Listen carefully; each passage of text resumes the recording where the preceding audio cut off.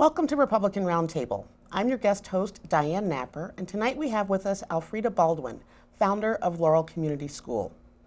Tonight we'll be talking about issues that surround education and school choice and some of the things that we might not know about. So, welcome to the show, Alfrieda. Thank you for having me. Education and school choice, and you are somewhat of an expert on that, I hear. But first, tell us a little bit about yourself and your background. Well, I am a baby boomer. Grew up in the Chicago area in a working class black family, and started out thinking that I would be a teacher, and was convinced in high school to go to law school instead. So I went to law school in Illinois, eventually made my way to the Twin Cities, ended up getting married, practicing law here for 32 years as in-house counsel for a financial services firm. I retired in 2013 thinking that I had worked enough and was ready to kind of play, but I also decided I would volunteer in my local school, and that was an eye-opening experience, and I realized that I just wasn't liking what I was seeing, and the teacher in me was calling out, and I ended up deciding I wanted to start a school. Awesome. So when did you start Laurel? We opened in 2021, Okay. So this is our second year of operation. And talk a little bit about why it's so important, why that type of school is needed, and what makes it different from, say, your average public school. Well, the public school system, and I'm not bashing teachers. It's not about the teachers. Right. It's about the system, and the system is very troubled. What I was seeing initially was problems with discipline, and I also thought some issues around just the curriculum not being particularly rigorous or particularly interesting. And now it's morphed to include this public schools really not wanting parents to be involved in their children's education, and also having actual things in the curriculum that some people just don't want their kids exposed to. So I feel like more than ever there's a need for schools that offer parents who want their kids to be in a place where they're going to be respected as parents, and where their kids are going to get what I call an old-fashioned education. There need to be schools like Laurel. My mother was a high school teacher, and I know from my experience that schools are completely different from what I remember as a child. And Yes. so there seems to be this need for choice, for parents to be able to Absolutely. choose where their children go to school, what they're learning. So talk more about why that school choice is so important, and kind of why so many parents are interested in having that these days. Yeah, I actually like to call it educational freedom, because parents know their children. They're the first and best educator, and so they need to be able to identify the place where their child is going to succeed. You know, I tell people you don't get a second chance at this education thing, and you can have things go off the rail pretty early if your child is not in the right environment. And so loving parents are very naturally concerned about where their children are going to be spending. I think the statistic is from K through 12, kids spend 14,000 hours in school. They spend way more time in school than they do with their families, Right. really. And so if you're a parent who really is involved and you want the best for your child, you really want the opportunity to have the freedom or the choice to send your child to the school that you know in your heart is right for them. And certainly there's different dynamics at different schools, based on the curriculum, based on the friendships that get formed. So all of that's really important, and I agree with you that, you know, parents are the ones who, they see their child at night and they can tell when something's not quite right, and that's when they can get more involved and kind of dig into what the issues might be. Right. So because this has been, it's become kind of a buzzword with the pandemic, and that's, I think, when parents really started to get involved with what their children were learning at school by having to watch them struggle in most cases to learn via Zoom, because that's not how I think we're wired to learn. No, So no. a lot of us adults struggled with it Right, too. yes. So let's talk about kind of there's been some pushback on parents, but I think in some cases the government might want these types of situations. We used to have snow days, and now it's like, well, because we have Zoom, kids can still learn. So there seems to be some sort of government kind of wanting to control how children are learning, and I can see where that could potentially be an issue if charter schools and private schools and homeschoolers are taking government money, government funding. We're asking for that public school money to go to these other Right, to follow alternative the places child, to follow right. the child. There could be some pitfalls with that, couldn't there? And let's kind of talk about that a little bit more, with maybe the government then saying, well, if we're giving you this money, then we get to tell you what to do and what to teach. Right. Well, first of all, I think your point about the government wanting to control what's going on with education is more true than it's ever been. I mean, it's just really clear, particularly with the federal government being more involved in education. That was never the intent. Education was supposed to be on the local level. And so definitely, I think there is more of an interest in the government educating your child to the extent that they don't even think you need to know what's going on. And so one of the pushbacks you hear when people talk about having school choice is that the private schools are not, there's no oversight. And so this money would be going to these schools and there would be no oversight. Well, I can tell you, I have come out of a sound sleep on many a night since I opened this school, wide awake thinking, oh my goodness, are my parents satisfied? Are they going to be willing to continue to write a check for their child to come to this school? That's your oversight. Oh my gosh, it's incredible oversight. I have wonderful parents and they're very gracious, but you feel like you don't have any room for error. I mean, it's really important to me for this school to run well and for the kids to do well. So that's the ultimate oversight, because you could lose your customers.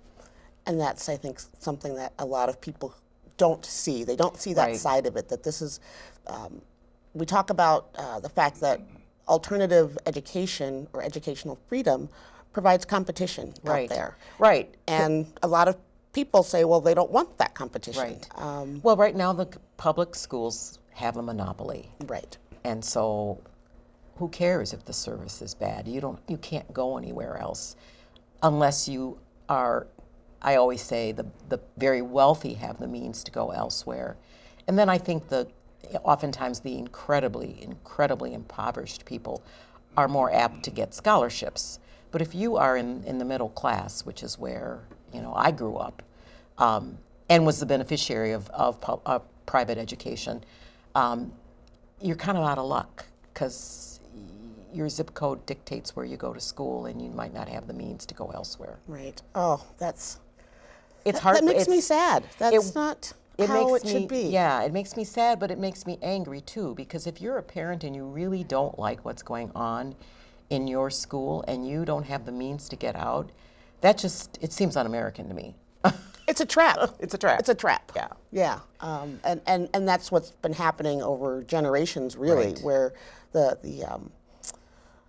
the quality of education has gone down in the public school systems, and again, not to bash teachers, Right. because it's often the state legislatures or the school boards or whoever that dictates what's being taught. Right. And so so a lot of the teachers are trapped as well, I think. Yes, they are. I mean, I've talked to teachers who are very frustrated, particularly ones that are older and getting closer to retirement, and they've got the golden handcuffs on, because if they walk away before their normal retirement, then their pension benefits are drastically reduced.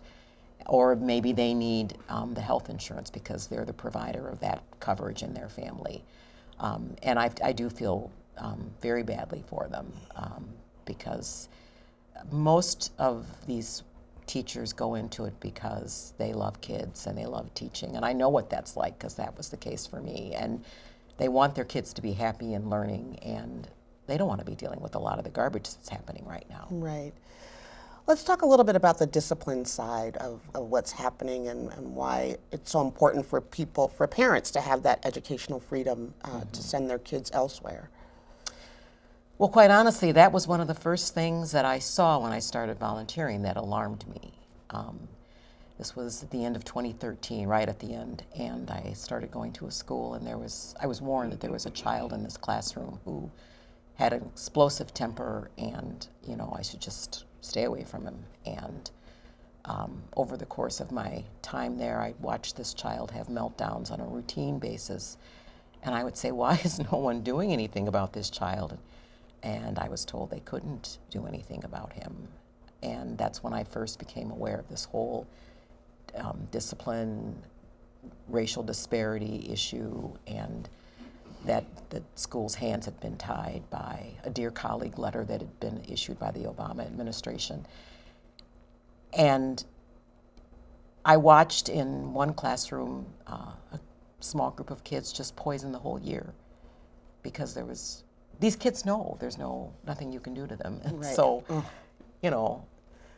I've raised kids. I know if you don't have some way to get them in line, they're just going to walk over you, and that's what's happening in a lot of schools. Right. That's another thing that is not only sad, but that makes me angry too, because Very. You're right. It hurts the other children Yes. in the classroom because this one child is getting all of the attention, Right. and they're not learning. I know when I was in elementary school, we had a parent actually come up to the school and said, "You discipline my child however you need to because Right. he needs to learn." Right. And so, a lot of that has changed Right. since then. Right. Well, and it spills out into the streets. So if you have kids who maybe don't have the best home life and maybe not a good set of parents to discipline them at home, and then they go to school and they can't be disciplined, well, the takeaway is I can do what I want and there's no consequence. And so Right. maybe I will go carjack a bunch of Kias. Right. It's frustrating because people don't understand. We live an entire lifetime, and we're learning from the moment we're born how to interact with each other, how to learn, how to listen, how to communicate. And school is supposed to be a part of that. Right. The education system is supposed to be a part of that, and how you develop friendships and learn to have fights with people and disagreements and work through them. You could have a fight with your best friend, on Monday, and by Tuesday, you're fine with each other Right. again. But you learn how to navigate that Right. in a school environment. So I think what's happening is these rules and these regulations that seem so arbitrary they're hurting that process. And so that I like your term educational freedom, because that Right. it really is what it's about. It's Yeah. not being handcuffed, it's not being shackled Right. Yeah. to a school that's not doing its job, not performing the way it should be. Exactly. So getting back to this, the idea of certain organizations that might be out there pushing for the things that are happening in our public schools, pushing for those things to be required in private or charter or homeschooling by virtue of taking public funding. What's something that a school might be able to do to work around that, or what can parents be looking for to kind of push back when they see that might be an issue? Well, I think first and foremost is if we are able to get any kind of legislation that would allow dollars to follow students, we would want to make sure that it didn't come with any strings. But we should also be prepared to remain vigilant and not become dependent on that money.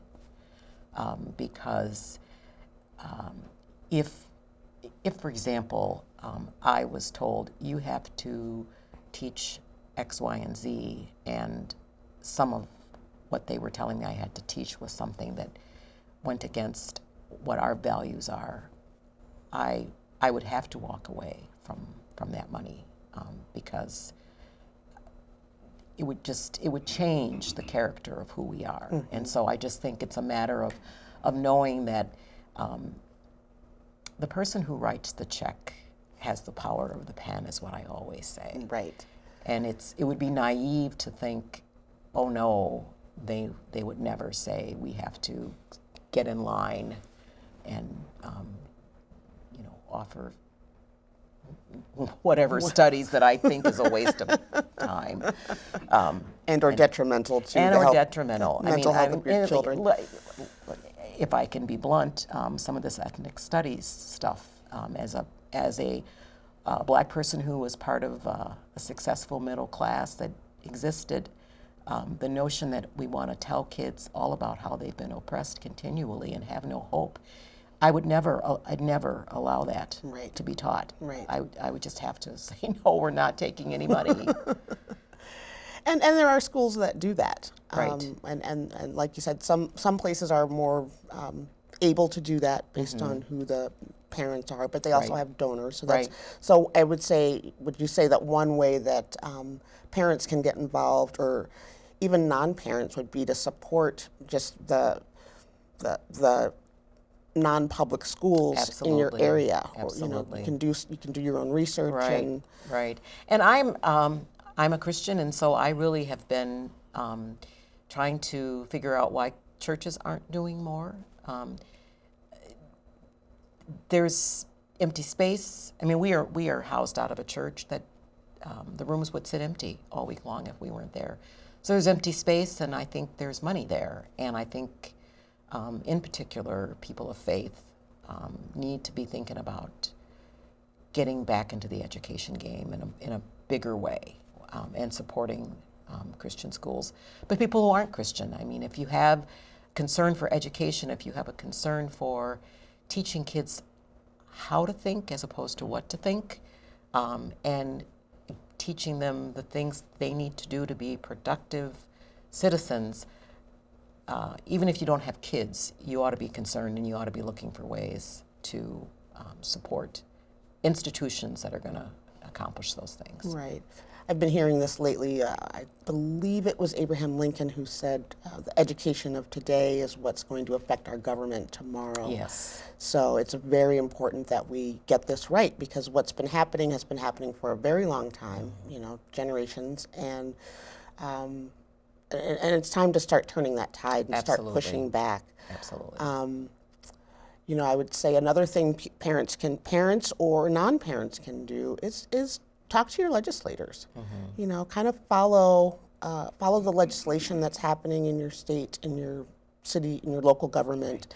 All of those bills are readily available. It's a lot of legal language, but it's there for you, Right. and you have every right to call the people in our public government and talk to them. Exactly. Send them letters. Tell them why you don't think this is a good idea. Right. And the other side of that would be, or the other part of that would be making sure that we're electing, the people who are not going to make legislation with strings like that attached. And then getting good people running for school boards so that even the public schools would have some gatekeepers saying, you know what, our business is educating children, not indoctrinating children. Yes. So Right. we're not going to have this in our school district. Right, absolutely.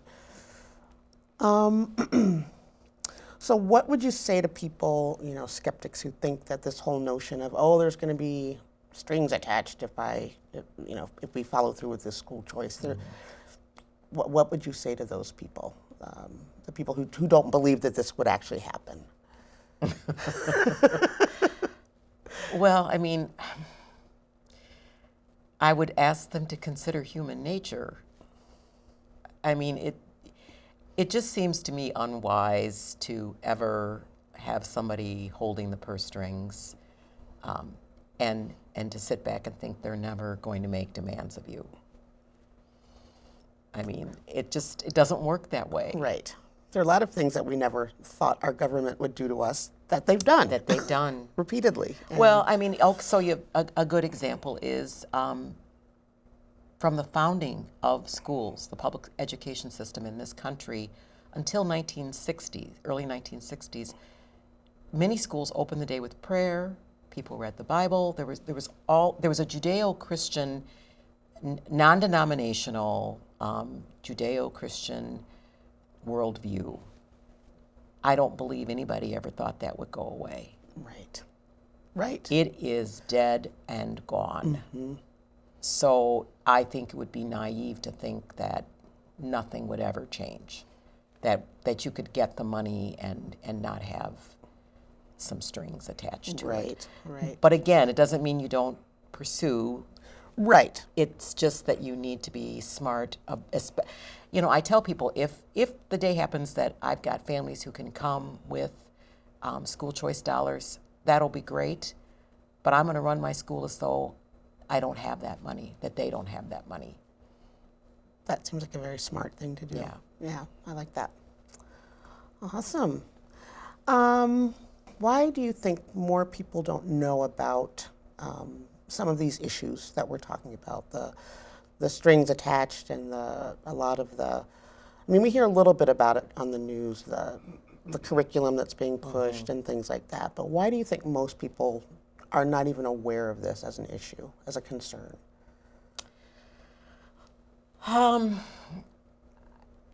I think we live in a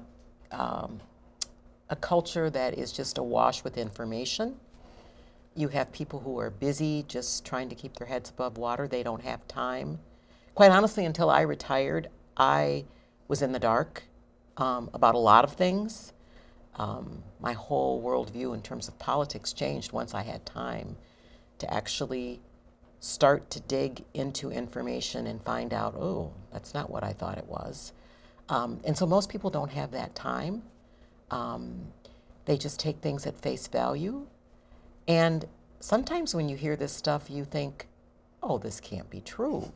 It's so absurd that you just think it's nonsense or that people are making it up. And again, if you don't have time to dig into it to find out the truth, you just go along and think everything is fine. It's interesting because I think a lot of, people talk about work-life balance. And I think part of that balance has to be making the time to do your own research. Yes. To not just believe everything you see on the news or social media, or even on Google, As a parent, even make the time to take your child to the library and, show them how to look for things and open their minds that way, I think. Yeah. Any thoughts about that? No, I think that's a good idea. I think it's just hard to put it into practice.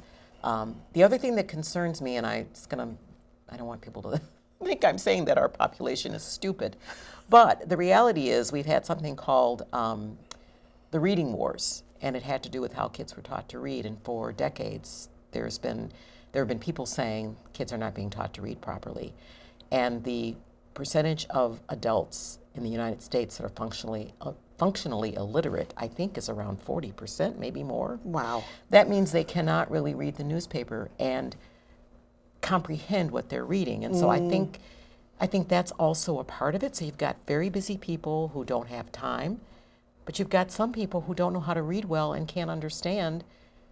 So that's something we need to yeah, I mean, fix.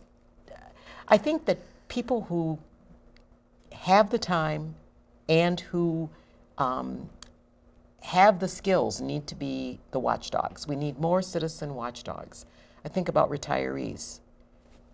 Those folks, sometimes you think, oh, I'm retired, my grandkids are out of school, or I don't have grandkids, or I'm old, I won't be here, it's not my problem. Don't be like that. Right. Please, use your time to help these kids have a good life like we had. Right. And I suppose you can call your local, whether it's your public school or your private school to see what volunteer opportunities are available. Yep. Volunteer at the library, things like that. Yep. So is there any additional information you'd like to share or thoughts that you have about all of this? Another thing I'm fond of saying is that there's a reason they wouldn't let slaves learn to read. And Frederick Douglass said that education was light and liberty and emancipation. And so people really ought to care very deeply about education, because without it, you are at the mercy of those that have it and those that have power. Right. And so we shouldn't be sleeping on this. No, we absolutely should not. Well, Alfrieda Baldwin, thank you so much for being here on Republican Roundtable. It's been a great pleasure to have you. And Thank you. Thank you so much. It's been great. Thank you. I'm guest host Diane Napper for Republican Roundtable. See you next time.